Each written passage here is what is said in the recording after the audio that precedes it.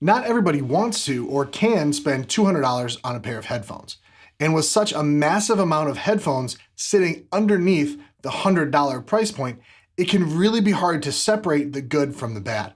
So today we're looking at the SR850 semi-open back headphones from Samson. Are they worth the money or are they just bad?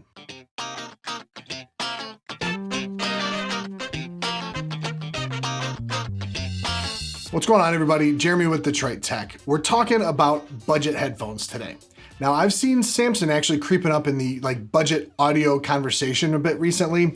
They've got range of things from microphones and speakers to headphones, and all of them are in the budget price range.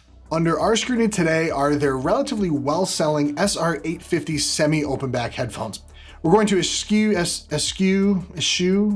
our usual 4Fs format and start with the build. I'd call these kind of pretty polarizing. They have the general look of the AKG 701 headphones with the flat leather headband suspended by elastic and the braces rising up above.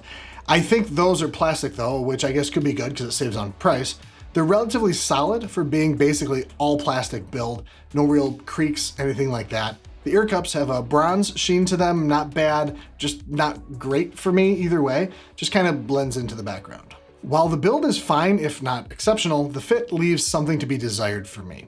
Since they look a bit like the K701s from AKG, let's compare them a bit. I'll actually be using the K7XX from Mastrop since we actually have those on hand. The ear cups here are a bit smaller, so some part of my ear always touches the padding. The padding itself isn't very thick, so part of my ear always touches the thin padding above the grill, though that is pretty lightly.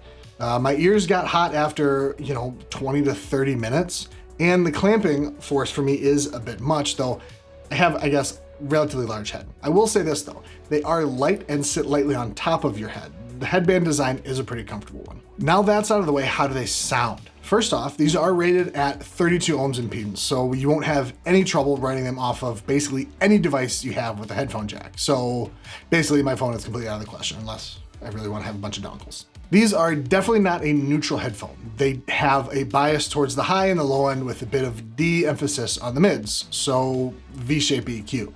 So a song like Black Widow by Iggy Azalea, it's pretty fun because they boosted the low end. And while there's a bit more low end that I generally prefer on a pair of headphones, that's not to say that it's bad.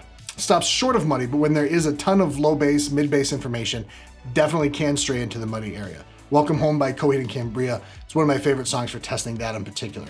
When the band comes in on the intro, you can really tell high end from low end headphones. The high end is interesting. There's a lot of it. They feel a little bit like the DT990s from Barry Dynamic. If vocals have a lot of sibilance, I have a hard time listening to these. As much as I love the Foo Fighters, some of their albums just become completely unlistenable because of the sibilance of Dave's vocals. There does seem to be a lot of detail on the high end. Diana Krall's reverb is very present. However, something just doesn't quite feel right for me.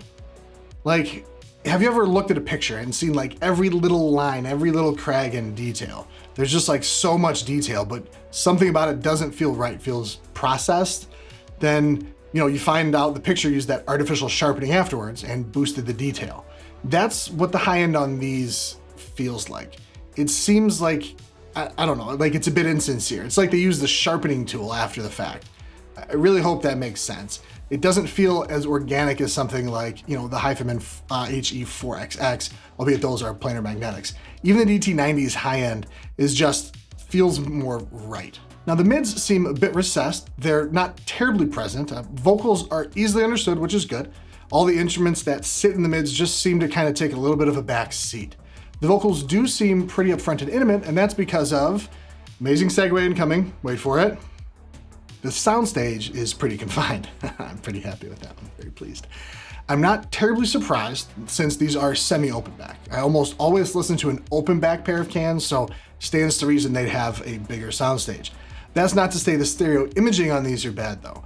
I mean, it's not amazing. You really get an idea of where each instrument sits in the mix, but it's definitely not pinpoint accurate.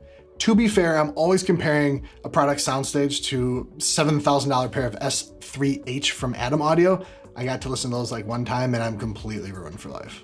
But back to the actual headphones though. Do I think these are actually worth your money? Well, you're probably wondering how much they cost since I haven't mentioned it yet.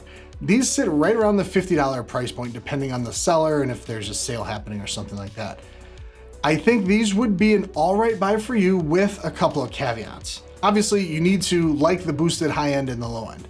You need to be okay with the sound leaking out a bit since they're not closed back.